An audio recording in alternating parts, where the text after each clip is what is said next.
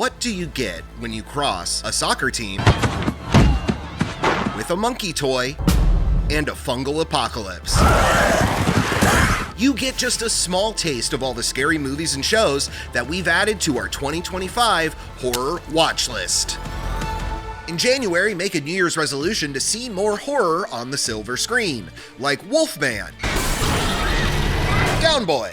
Lee Winnell, the filmmaker behind 2020's The Invisible Man, continues reimagining the Universal monsters with this lycanthropic update starring Julia Garner and Christopher Abbott. You're scaring me. January will keep you guessing with two inventive genre benders, including Steven Soderbergh's Presence, a murder mystery seen through a ghost's first-person perspective, starring Lucy Liu and Chris Sullivan as the horrified homeowners. I never had anybody die. Scary. And Companion, a twisted take on a toxic relationship, starring Jack Quaid and Sophie Thatcher. I know it's gonna sound cheesy, but there was just a spark. Speaking of twisted takes, how about a whole twisted childhood universe? Or as it's also known, the Poohniverse.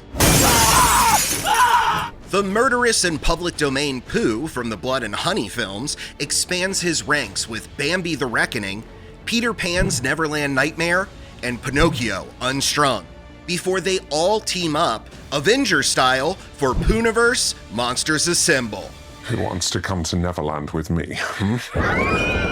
Okay, if you don't want your childhood ruined, then how about your high school years instead?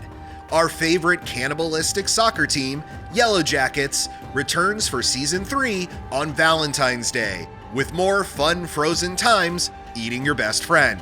I guess no one wants breakfast. The beautiful brain behind the surprise hit Longlegs, Cuckoo, cuckoo. writer-director Osgood Perkins, returns with an adaptation of Stephen King's short story, The Monkey, about the mysterious deaths surrounding twins played by Theo James, which have maybe, probably, definitely been caused by a cursed, wind-up monkey toy. Everybody dies. And that's life? March comes in strong with Sinners, a period piece about evil sweeping into a small town. It's filmmaker Ryan Coogler's first foray into the horror genre and his fifth time directing Michael B. Jordan. Hey, get back inside. Spring brings us back to the small screen for Fungi and Fun Guys on the second season of The Last of Us. Joining Pedro Pascal and Bella Ramsey as Joel and Ellie will be Caitlin Dever as Abby, Isabella Merced as Dina, and Jeffrey Wright as militia leader Isaac Dixon, a role he originated in the video games. And this is bigger than any of us. May's Clown in a Cornfield is another satirical spin on the slasher from Tucker and Dale vs. Evil director Eli Craig. It's based on the series of books about Frendo the Clown who, kills people. Holy crap. Oh no! But let's discuss something a bit more uplifting. How about a long overdue sequel to one of the best horror films of the early 2000s?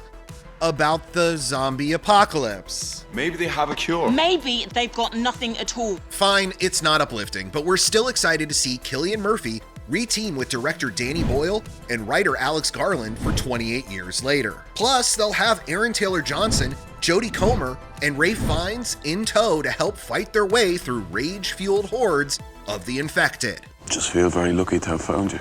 And June couldn't end before an old friend gets an upgrade in Megan 2.0. Jermaine Clement and Brian Jordan Alvarez join Allison Williams and Violet McGraw for more artificially intelligent slicing and dicing. Look, I know you think you're maximizing your objective function. Oh, really? Is that where we are? Summertime starts with cookouts, pool parties, and xenomorphs. Fargo series creator Noah Hawley writes and directs Alien Earth, a prequel set before Ridley Scott's 1979 Haunted House in Space, and featuring a showdown between tactical soldiers and the acid-blooded ETs who landed on the wrong planet. Eat this! Back to school means back to the classics, like new entries in James Wan's Insidious and the Conjuring franchises, plus a double dose of Frankenstein from Guillermo del Toro and Maggie Gyllenhaal.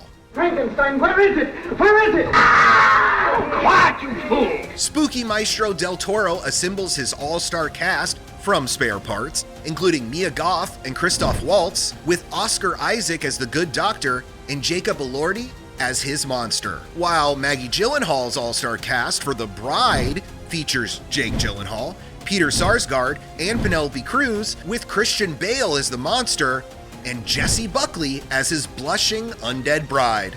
I want friend like me. And before September can end, Jigsaw will trike again in the 11th installment of Saw. I want to play a game. Speaking of sequels, 2025 will end with 3. First, Ethan Hawke's The Grabber is back for more grabbing in The Black Phone 2. Then, our other favorite alien invader, Predator, returns for a 9th time in Badlands starring Elle Fanning. And finally, in December, we'll spend another night with Freddy Fazbear and friends in a second adaptation of the fan-favorite video game series, Five Nights at Freddy's. Tell me how to stop them. There's also an It prequel series called Welcome to Derry that has Bill Skarsgård returning as Pennywise, because one murderous clown couldn't possibly get us through the whole year. I guess I must be your friend too.